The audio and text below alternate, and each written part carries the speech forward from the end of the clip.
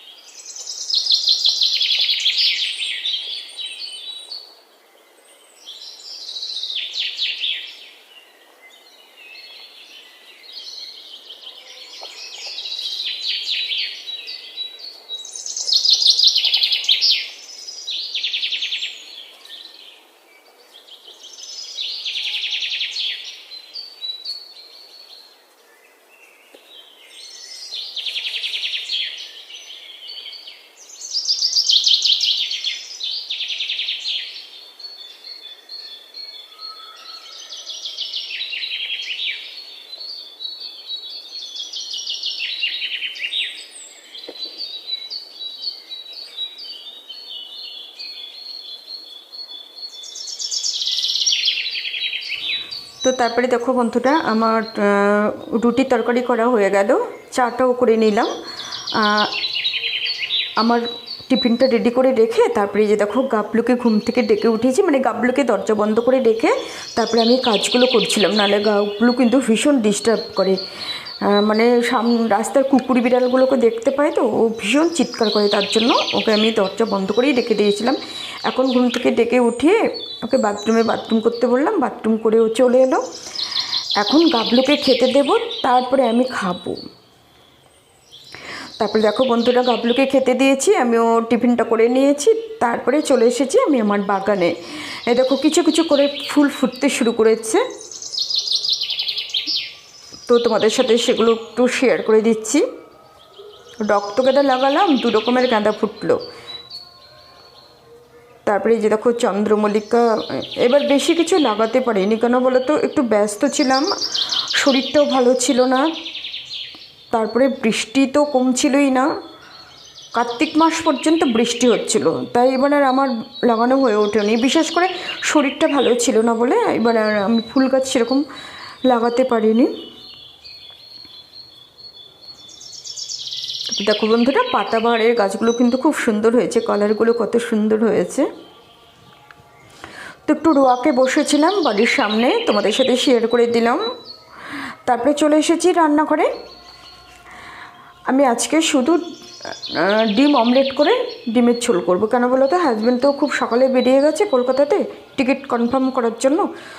তো ও দুপুরে খাবে না, আমি আর ছেলে খাবো, তার জন্য ডিমের ঝোল করছি। আর গতকালকের তরকারি যা রান্না করেছিলাম কিছুটা রয়ে গেছে। আমি আজকে বেশি কিছু রান্না করব না, আজকে আমার অনেক কাজ করতে হবে, অনেক গুছানো গাছানো। আর হাজব্যান্ড বাড়িতে থাকলে আমাকে কিছুটা হেল্প করে, ও চলে যাবে, ওকে গুছিয়ে দিতে হবে। তার জন্য আমি আজকে শুধু রান্না করব ডিমের ঝোল অমলেট করে।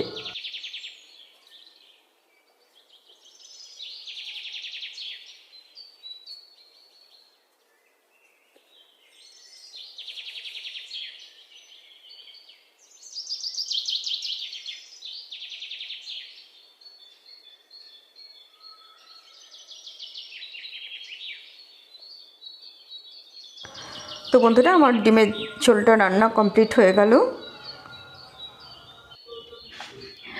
তো বন্ধুরা, দুপুরবেলা খেয়ে দিয়ে না আমি একটু ঘুমিয়েছিলাম, মানে 1 ঘন্টার মধ্যে একটু রেস্ট করেছিলাম, সেরকমভাবে ঘুমাইনি।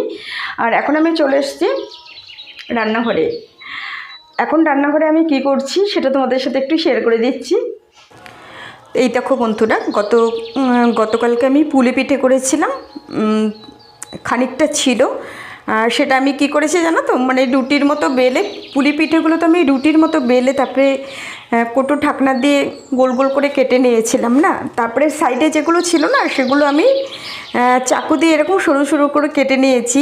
এটা এখন আমি কি করব, আমি 1 কেজি দুধ বসে দিয়েছি। দুধটা জাল দিতে দিতে শুকিয়ে একদম ঘন হয়ে যাবে, তারপরে আমি এগুলো দিয়ে দেবো, তার সাথে দিয়ে দেবো খেজুর গুড়। তো এটা আমি আজকে তৈরি করছি, চষি পিঠে যেরকম করে তৈরি করে ঠিক সেরকম। তো বন্ধুরা, চষি পিঠে তোমাদের সাথে আমি একদিন শেয়ার করব। কালকে পুলি পিঠে করতে অনেকটা টাইম লেগে গেছিলো, টাইম ছিল না, তাই এরকম করে চাকু দিয়ে কেটে কেটে নিয়েছি, তাড়াতাড়ি হয়ে গেছে। তো বন্ধুরা, আজকে না ভিডিওটা আমি এখানেই শেষ করে দিলাম। ভিডিওটা আর বাড়াবো না, তোমরা জানো আমি সকাল থেকে সন্ধ্যে পর্যন্ত তোমাদের সাথে শেয়ার করি। তো বন্ধুরা, আজকের ভিডিওটা আমি আর বাড়ালাম না, আজকের ভিডিওটা এখানেই শেষ করে দেব। তোমাদের বলেছিলাম না যে হাজব্যান্ড কালকে ট্রেনে উঠবে, তো ওই সব কিছু গুছিয়ে নেয়, তো তার আগে আমাকে একবার চেক করে দিতে হয় কী কী নিল কী কী নিল না, কোনো কিছু নিতে ভুলে গেল কি না। ও নিজেই গুছায়, তো তবু একবার আমাকে দেখে দিতে হবে। তো চলো, আজকের ভিডিওটা এখানে শেষ করে দিচ্ছি। তোমরা সবাই অনেক অনেক ভালো থেকো, সুস্থ থেকো, দেখা হবে নেক্সট ভিডিওতে। Tata, good night.